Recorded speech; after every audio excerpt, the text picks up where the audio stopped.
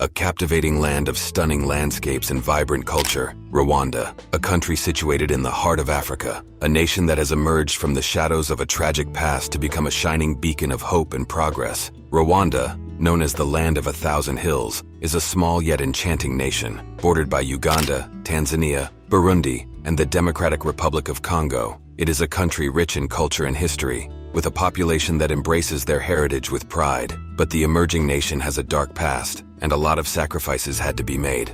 Rwandan genocide.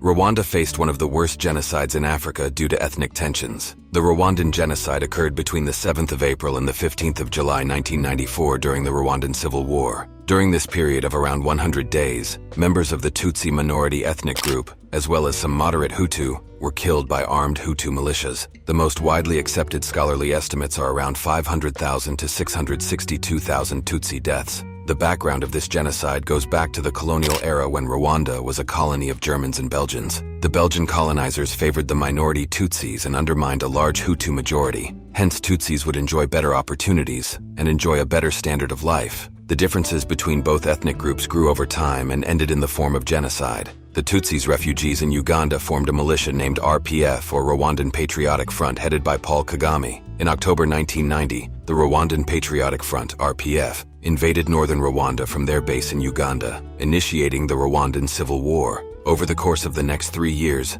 neither side was able to gain a decisive advantage. In an effort to bring the war to a peaceful end, the Rwandan government, led by the Hutu president, signed the Arusha Accords with the RPF on the 4th of August 1993. The ceasefire broke on the 6th of April 1994 due to the death of the Rwandan president in a plane crash, creating a power vacuum and ending peace accords. Genocidal killings began the following day when majority Hutu soldiers, police and militia murdered key Tutsi and moderate Hutu military and political leaders. The scale and brutality of the genocide caused shock worldwide, but no country intervened to forcefully stop the killings. Most of the victims were killed in their own villages or towns, many by their neighbors and fellow villagers. Hutu gangs searched out victims hiding in churches and school buildings. The militia murdered victims with machetes and rifles. Sexual violence was rife, with an estimated 250,000 to 500,000 women abused during the genocide. The RPF quickly resumed the civil war once the genocide started and captured all government territory, ending the genocide and forcing the government into DRC. The genocide had lasting and profound effects. In 1996, the RPF-led Rwandan government launched an offensive into Zaire, home to exiled leaders of the former Rwandan government and many Hutu refugees, starting the First Congo War and killing an estimated 200,000 people. Total collapse of state.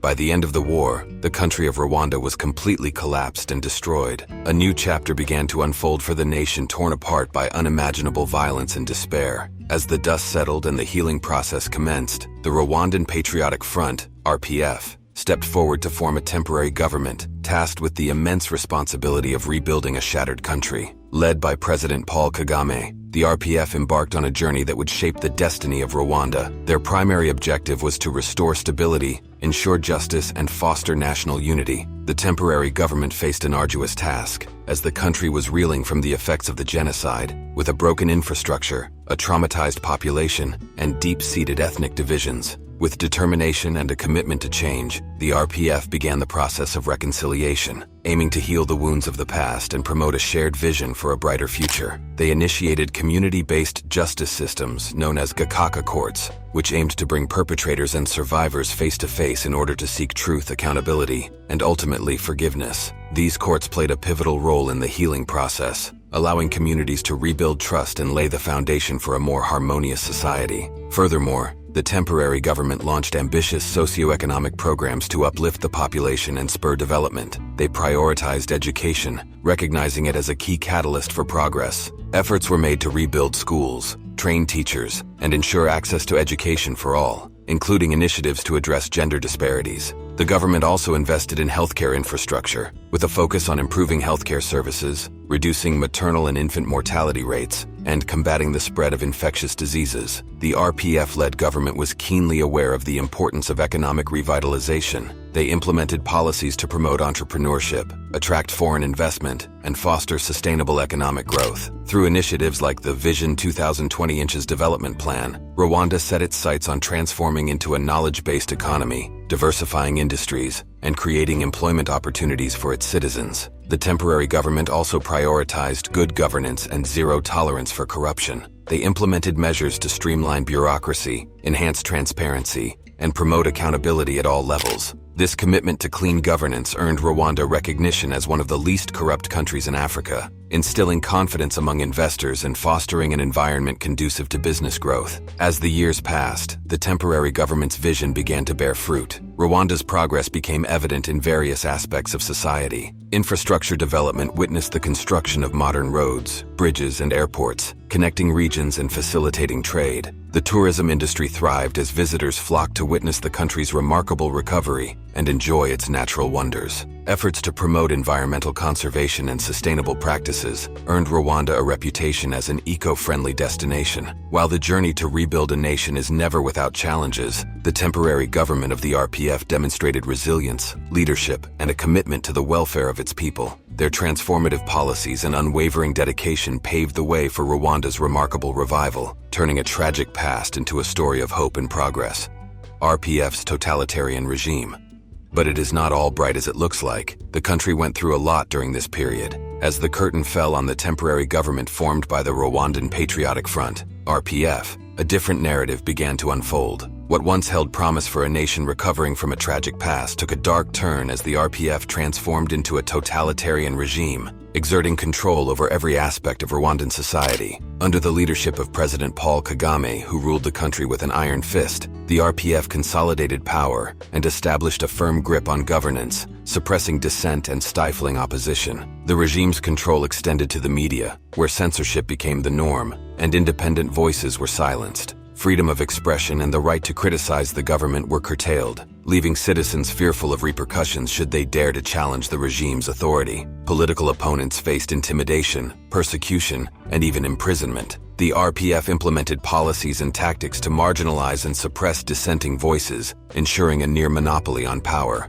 Elections, though held periodically, lacked true competitiveness, as opposition parties struggled to operate freely and faced numerous obstacles in their quest for a level playing field. Human rights abuses tarnished the regime's reputation, with reports of extrajudicial killings, forced disappearances, and arbitrary arrests. Dissidents and critics of the government often found themselves labeled as enemies of the state, subjected to harassment and even violence. Civil liberties were eroded, and the rule of law was selectively applied, leaving citizens vulnerable and without adequate protection. The RPF's authoritarian rule extended beyond the political realm and into the social fabric of Rwandan society. Freedom of association was restricted, with stringent regulations and surveillance mechanisms in place to monitor and control civil society organizations and non-governmental organizations. Independent groups that sought to address human rights issues or promote democratic values faced significant hurdles and scrutiny. Furthermore, the RPF's regime exhibited a centralized economic model, concentrating power and wealth within a select few.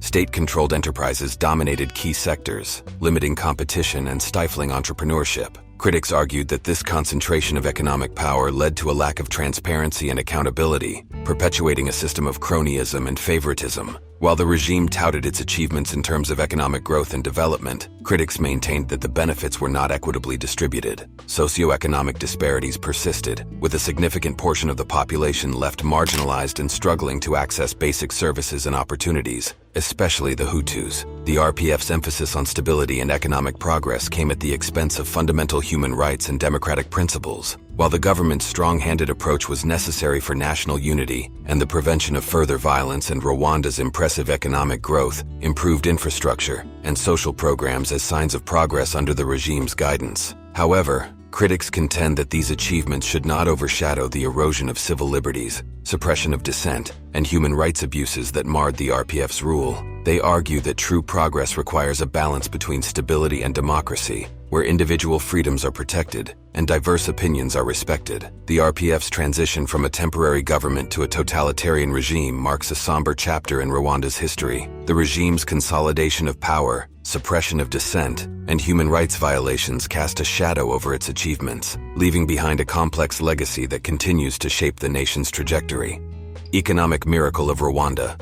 Rwanda was generally considered a failed state after the war, a poor country with life expectancy of only 21 years, one of the lowest in Africa at the time. The people used to live in slums with little to no sources of water and electricity, so the people were usually self-sufficient. But over the course of the last 3 decades, Rwanda experienced a journey marked by incredible resilience, transformation, and a mix of challenges and achievements. From the dark days of the genocide to the pursuit of reconciliation, social progress, and economic development, Rwanda emerged as a nation determined to rebuild itself and create a brighter future. As the nation embarked on the path of reconstruction, Rwanda faced numerous challenges. Rebuilding infrastructure, healing trauma, and fostering social cohesion were just a few of the complex tasks at hand. However, the government's commitment to rebuilding was unwavering. Education became a cornerstone of the nation's revival. Investments were made to improve access to education, rebuild schools, and train teachers with an aim to boost the country's literacy rate. Efforts were also made to bridge gender disparities and ensure equal opportunities for all. And they have been quite successful. Today, Rwanda boasts impressive literacy rates and a strong focus on quality education. In the realm of healthcare, Rwanda made significant strides. Rwanda received a lot of humanitarian aid from the West and the United Nations. A large portion of this aid was utilized in the healthcare sector. The government implemented programs to combat HIV/AIDS, reduce maternal and infant mortality rates, and improve healthcare infrastructure. The country became a model for effective healthcare delivery,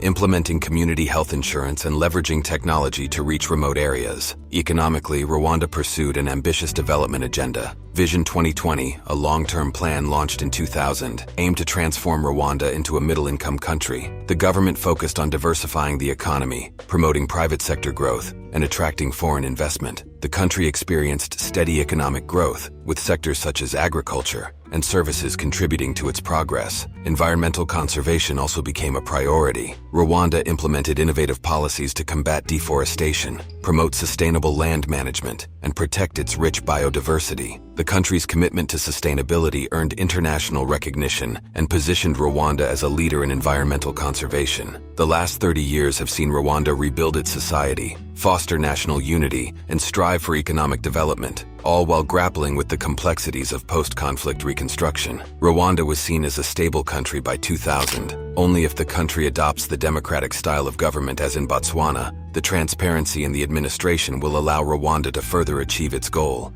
Coffee industry.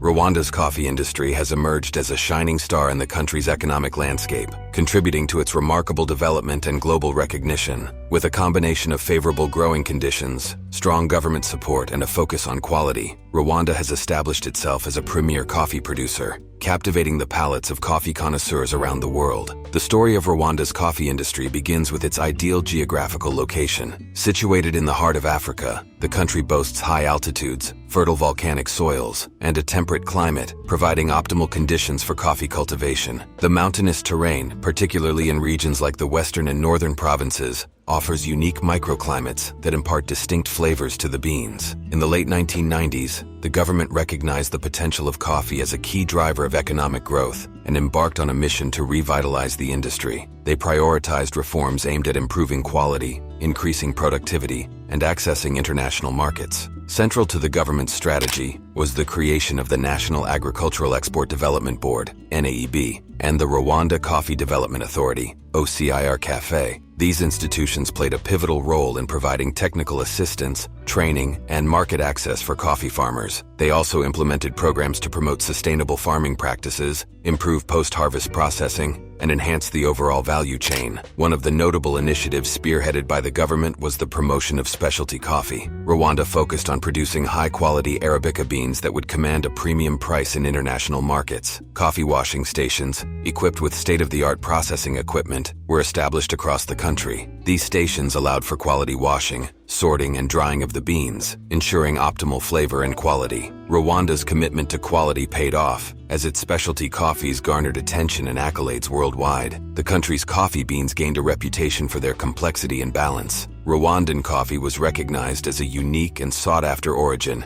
attracting the interest of specialty coffee roasters and consumers who appreciated its exceptional taste profile. To further support the industry, Rwanda actively participated in international coffee exhibitions and competitions, showcasing its finest coffees and building relationships with buyers. The government facilitated partnerships with international coffee organizations and implemented capacity-building programs to enhance the skills of coffee farmers and cooperatives. The impact of Rwanda's coffee industry extends beyond economic gains. It has played a significant role in empowering smallholder farmers, particularly women, who constitute a large portion of the workforce in coffee production. Through coffee farming, farmers have been able to improve their livelihoods, gain access to education and healthcare, and invest in their communities. Thus, the coffee industry was one of the ways the government invested in its people. The coffee sector has played a major role in the country's sustainable development and environmental conservation efforts. Many coffee farmers have embraced agroforestry practices, planting shade trees alongside their coffee plants. This not only enhances the quality of the beans, but also contributes to soil conservation, water management, and biodiversity preservation. Rwanda's coffee industry continues to evolve, with ongoing efforts to improve productivity, expand market reach, and enhance sustainability. The government remains committed to supporting farmers, investing in infrastructure, and promoting innovation in the sector. But coffee was not the only field that the government improved, as Rwanda had realized that it cannot rely on a single industry. And this proved correct during the drought, and the chain of coffee industry was damaged. And due to decrease in coffee prices globally, the country lost a large amount of money. Tourism. Other than coffee, the government shifted its focus to the tourism industry, which played a major role in building the country's economy. Rwanda's journey in developing its tourism industry began with a vision to leverage its natural assets and promote sustainable tourism practices. The government recognized the potential of tourism as a driver of economic growth, job creation, and community development. They embarked on a mission to transform Rwanda into a top ecotourism destination, emphasizing conservation and community engagement. At the heart of Rwanda's tourism industry lies its iconic attraction, the endangered mountain gorillas. The country's Volcanoes National Park became renowned as one of the few places in the world where visitors could have close encounters with these magnificent creatures in their natural habitat. Stringent conservation efforts, including anti-poaching measures and habitat restoration, have helped to protect and increase the gorilla population, making Rwanda a global leader in gorilla conservation. To facilitate gorilla trekking experiences, the government implemented regulations to ensure the well-being of the gorillas and minimize the impact on their habitat. Visitors to Volcanoes National Park are guided by knowledgeable rangers who provide insights into gorilla behavior, conservation efforts, and the importance of preserving their fragile ecosystem. These encounters with gorillas create life-changing experiences for visitors while fostering a deeper appreciation for conservation and wildlife protection. Beyond gorilla trekking, Rwanda's tourism industry has diversified to showcase its other natural attractions. Rwanda's commitment to environmental conservation is evident in its promotion of eco-friendly practices and sustainable tourism initiatives. The government has placed a strong emphasis on community-based tourism, empowering local communities to actively participate in and benefit from the industry. The development of tourism infrastructure has been a priority for Rwanda. Investments have been made to improve transportation networks, expand accommodation options, and enhance visitor facilities. The construction of modern airports such as the Kigali International Airport has improved connectivity and facilitated the influx of international visitors. Tourism has become a catalyst for social development, empowering local communities through job creation, income generation, and capacity building opportunities. Tourism contributed $27 million in the year 2000, and it increased to $635 million in 2019, thus pointing to the significance of the tourism industry. Conclusion. With all being said, Rwanda, although struggling and not being the most successful and richest among the African nations, now carries the potential to achieve its goals with its natural resources and industries. The people of Rwanda have developed a sense of nationalism which will boost their country to become one of the wealthiest in the future.